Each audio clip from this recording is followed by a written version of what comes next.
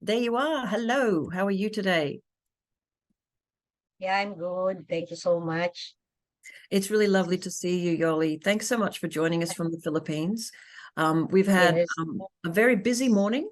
I think I'm just reaching 4 hours. It sounds crazy, but it's gone so fast. We've had 4 hours of discussion so far about rights of nature and different concepts from different countries and different places. So I'm really looking forward to an update from you and your work in the Philippines. As we chatted Mhm. about, yeah, if you'd like to chat for 15 or 20 minutes, then we'll have time for Q&A. And that would be great. Thank you, Yoli. Yeah. So, can I use my uh Yeah. that's my presentation. Yes, we can see your slides. Excellent. Thank you. Okay.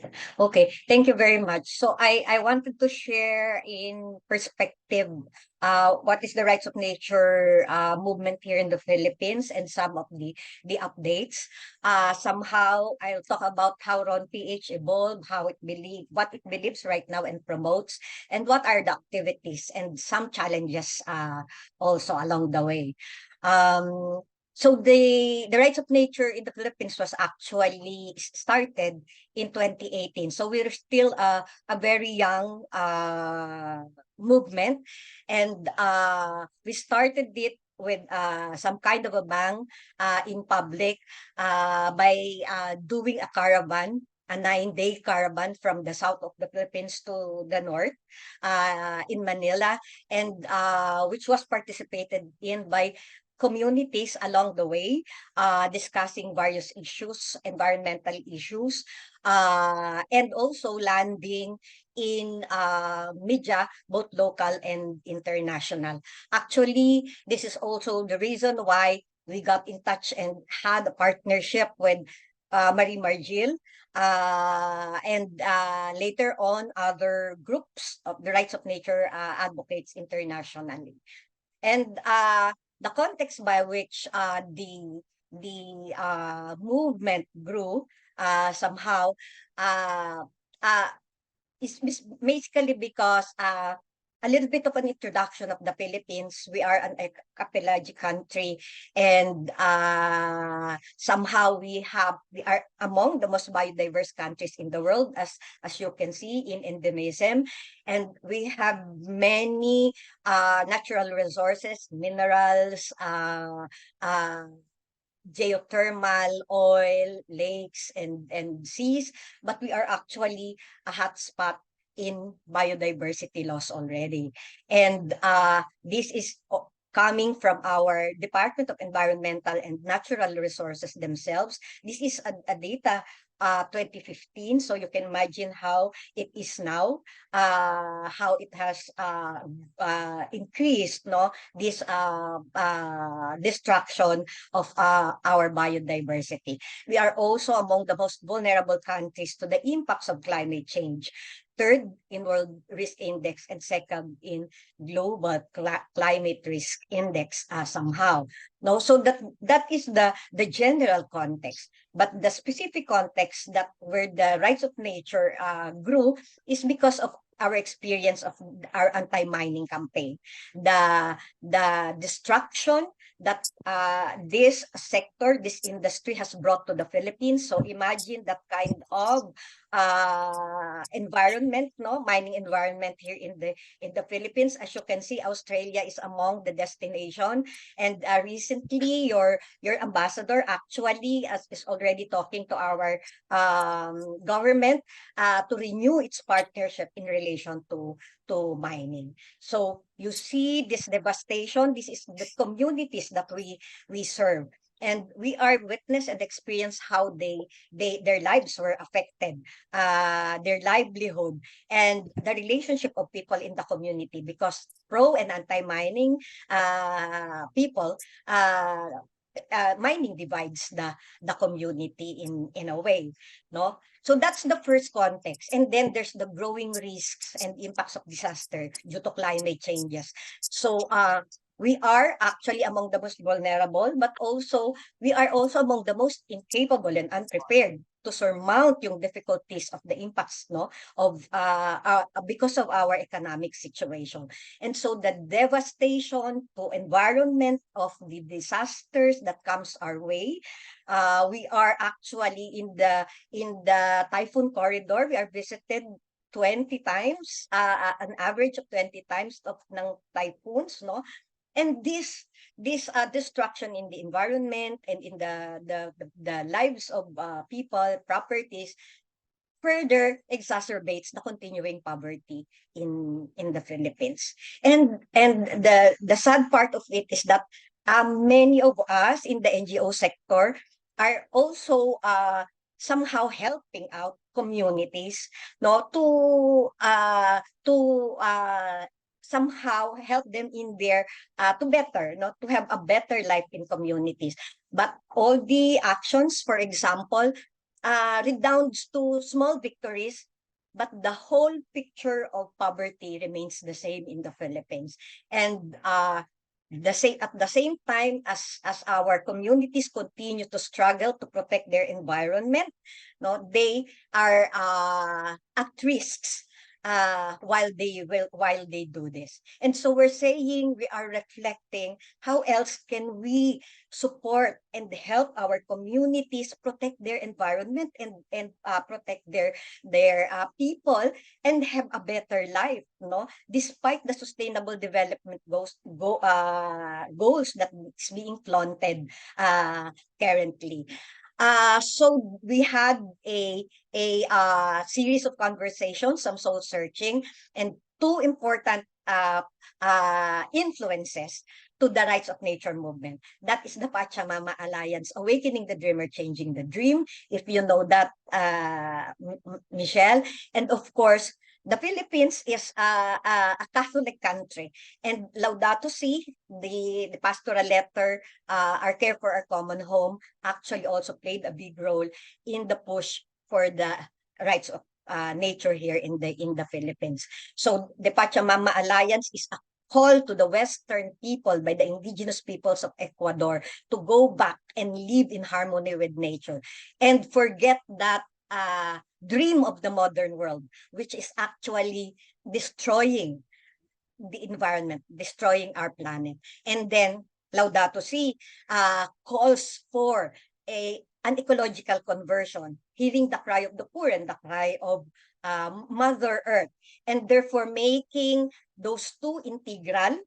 And the concept of justice, social justice, for me, has been redefined because of this pastoral letter, that justice is not just for humans, but also for nature. And so the rest is history. We were able to launch the Rights of Nature movement. We have now a bigger movement here in the Philippines of the Rights of Nature, and it is growing and evolving, and somehow we are anchoring the campaign on the need for an urgent action for environmental protection due to the climate crisis, and due to the fact that our climate scientists are already calling for a climate emergency.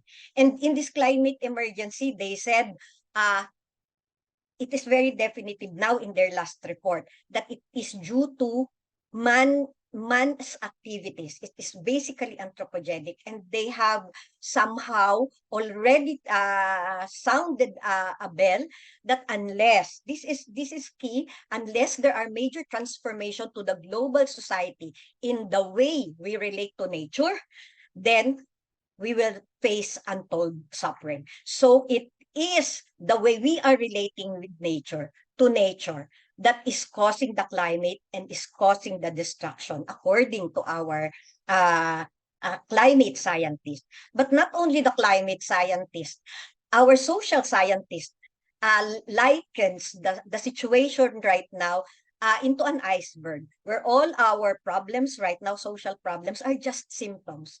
At the root of it is our separation from nature. And this separation from nature is embedded in our worldview, that we are different and we are separate and we are superior from nature. And it is embedded also in the structures and policies of all our social system. And we are saying that this embeddedness in the system, this kind of system that destroys the planet and nature, need be changed. A new way of relating with nature is important and necessary. And this is what the Rights of Nature in the Philippines is addressing. No, the change in the nature human relationship. So we are saying that rights of nature is a new way of a human nature relationship, to change that old paradigm. So we are here in the Philippines, it's a bit not only within the perspective of the law, but yes, of course, we push for the law, but the campaign here in the Philippines is actually changing the whole systems in terms of human nature relationship. So the dominant worldview that treats nature as property or objects to be used, exploited, and controlled, and primarily for the benefit of humans, and that we have control over it and have a decision in terms of this disposal, which are overly anthropocentric, utilitarian, and hierarchic. And we are proposing a more holistic, integral, and respectful relationship with nature that honors interdependence, interconnectedness of all life forms, and the rights of all beings in the Earth community. So we are pursuing a human nature relationship that embraces that all that exists have rights, because we are just coming from the same source. We have one evolutionary history, and that all this existence therefore has a role and function in the web of life, and thus has an inherent value and dignity, and therefore rights. This is the source of their rights, and therefore nature should have rights just like humans within the legal system also. We're saying also that we're pushing that nature has the right, therefore, to exist, to thrive, to regenerate, and flourish, and evolve. The right to a place to be. So we should not conquer all their habitat and home, and the right to fulfill their role and function in the whole web of life. We also recognize and that the perspective at the root is actually coming from the indigenous people's cosmology, and that in a way regards human and nature as not separate, but rather an indivisible entities somehow. So the mantra is we are nature. We are actually nature in the form of human. So the sustainability model that we are pushing, for example, is a model that says nature is the base and the most important, and the people and human rights cannot exist without nature, and corporate rights or the economy cannot also fully develop without people and nature. So there is a need to that this perspective is part of the whole system of living, of the whole social system. So a need for an ecological conversion and a paradigm is the call. So this is the advocacy goal right now. If this is the perspective, we are working in economic, legal, political, and cultural perspective. In the economics, we are actually engaging development planners, economic development planners, and technical professionals to introduce to them the perspective of Ron, and hopefully from an extractivist to move to a more circular and localized economy.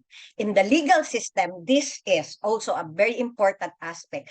We are engaging national lawmakers and local lawmakers, ordinances right now, away from yung being a property, the perspective of nature as a property and object, but becoming a legal entity. In the political level, we are discussing with the local executives of government and local agencies towards a more ecocentric governance rather than a human-centered governance. So the policies and programs in the local level has this lens of the rights of nature. And lastly, a values formation in the cultural level. So from a perspective of separation from nature, materialistic and consumeristic life, to a more simple and sustainable life that is closer to nature. So here we engage individuals, communities, educational institutions, cultural institutions, and media. I have a video that somehow would show how the movement in the Philippines evolved. Can I play this? Do I still have time? Yes, absolutely. How long is the video? 5 minutes. Oh, yeah, totally.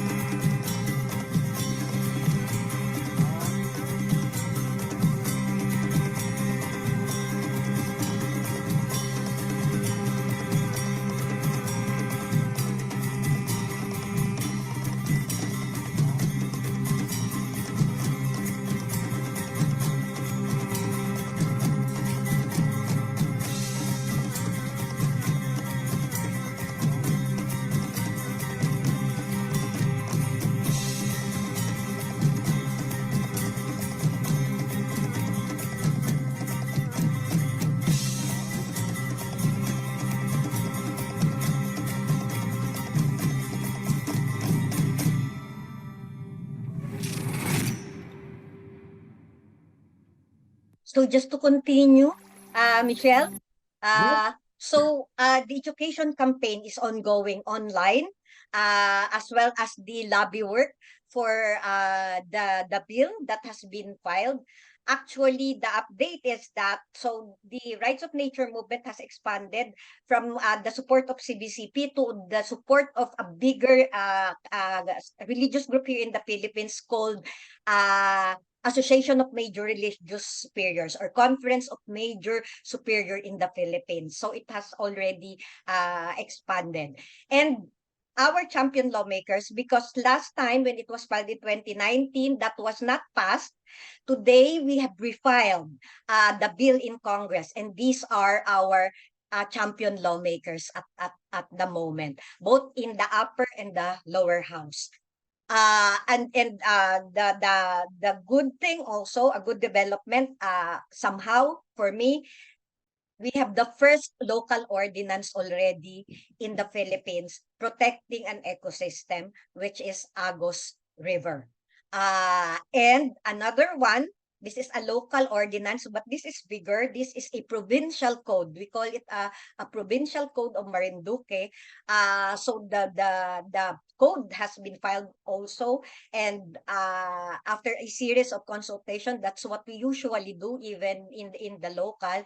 And then this was crafted and drafted by themselves, and then we are actually helping out in the draft. Also, in 2019, the CBCP already supported the perspective. In 2022, very recent, they now supported the full campaign, including the push for the passage of the bill in their pastoral letter. So a call for unity and action amid a climate emergency and planetary crisis. Another update and good development is that we have engaged national agencies, the Commission on Human Rights, which already is recognizing the importance of nature's right to enhance human rights. They are the primary agency here, the Commission on Human Rights, to protect human rights, and then the National Anti-Poverty Commission also. We have had headways also with the Commission on Indigenous Peoples and the Department of Education to include the perspective in the curriculum, in the Philippine curriculum. Youth is important. So we have organized a youth group, Ron PH Youth, all over the Philippines, 14 hubs, and currently half of them are actively engaged in social media work in relation to the rights of nature perspective. And of course, our international partnership is growing thanks to you, thanks to the Global Alliance for the Rights of Nature.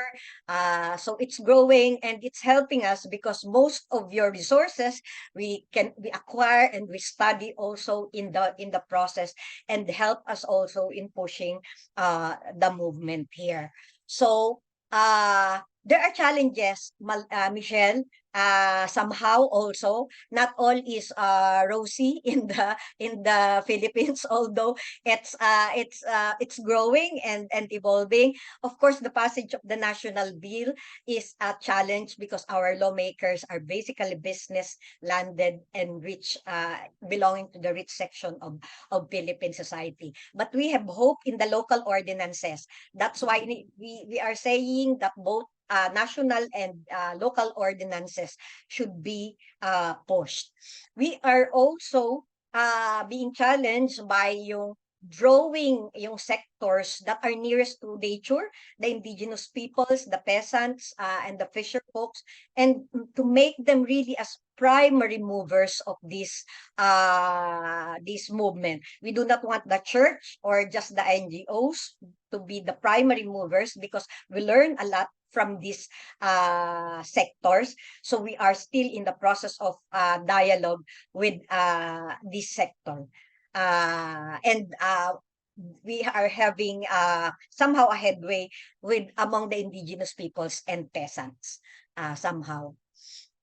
Developing and connecting practical rights of nature and regenerative action in the communities to make more impact, to make it to give more impact, create impact, and help avert the climate crisis. Because there are practices that are actually in sync with the rights of nature perspective.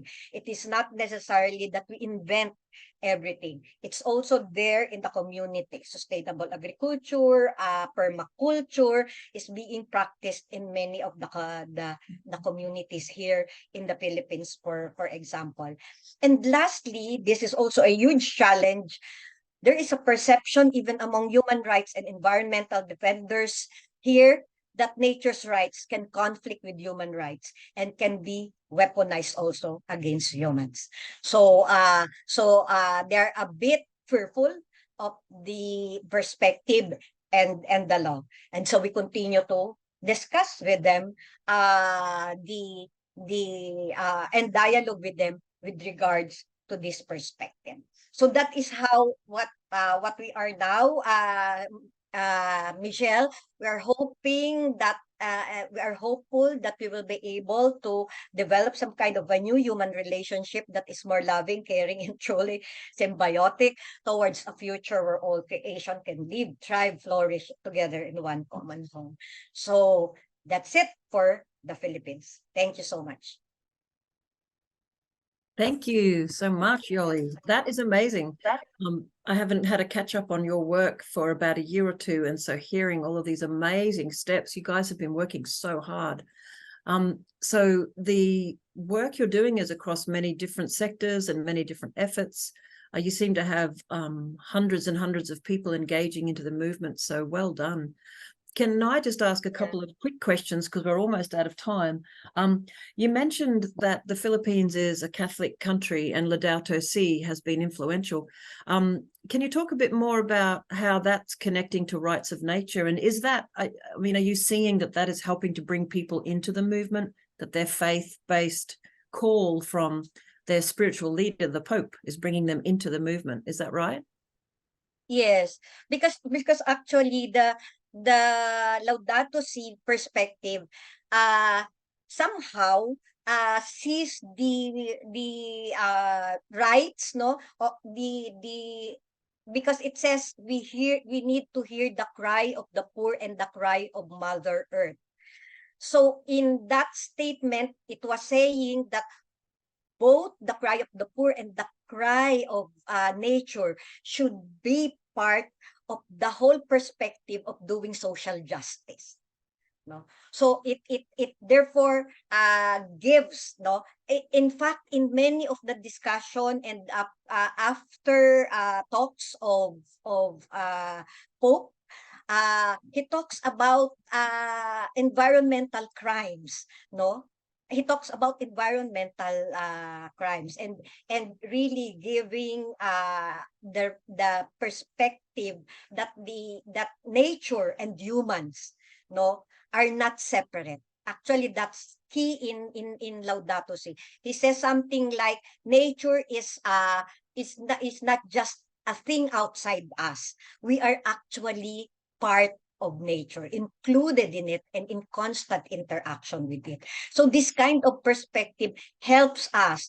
Actually, most of the communities that we go into and discuss the perspective are coming from Laudato Si also, and they are able to somehow see the perspective that rights of nature and pushing for a law actually is important given their experience.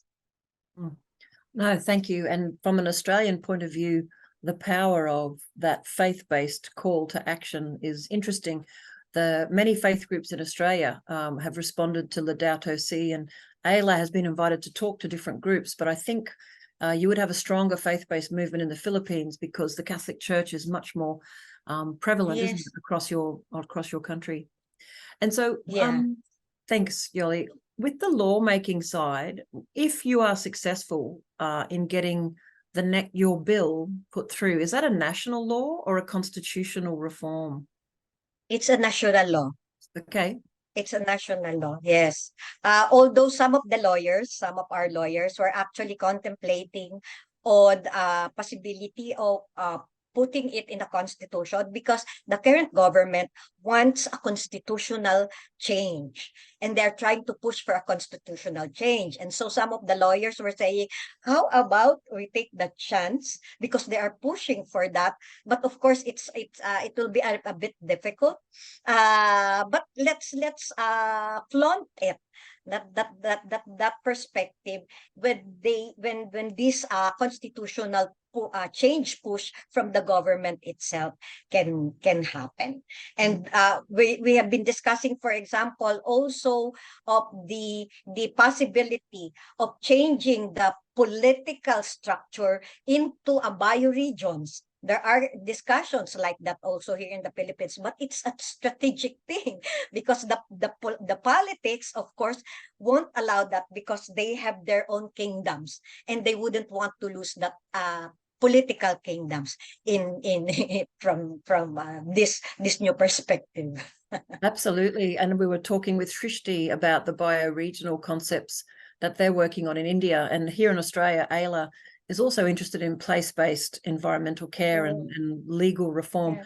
but equally very, very difficult in our legal system. True. But there are many other ways to think about governance, as you've identified, than just the law. There's a lot of other cultural and Yes. activities, really, that people can do together to connect to their bioregion. So Yoli, we're just out of time. Yeah, so it's a shame, actually. I'd love to find out a bit more. You're doing so many different actions, but I look forward to hopefully connecting with you through the Global Alliance for the Rights of Nature is currently trying to develop its Asia Pacific hub. So I'm sure I'll see you in some of those discussions and we'll let people know more about what you're working on. So thank you so much for joining us, Yoli. We're very grateful for You're your most welcome. Thank you so much, Michelle. Thank you, love. Thank you, We'll see you everyone. again soon. Okay. Bye.